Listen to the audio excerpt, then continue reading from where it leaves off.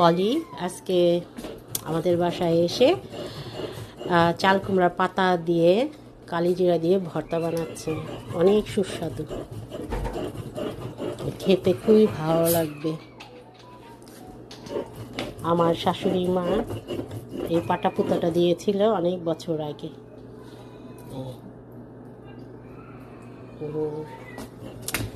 So yummy, আমার গাছে চাল কুমড়ার পাতা দিয়ে ভর্তা বানানো হচ্ছে। এই যে আমার পলি।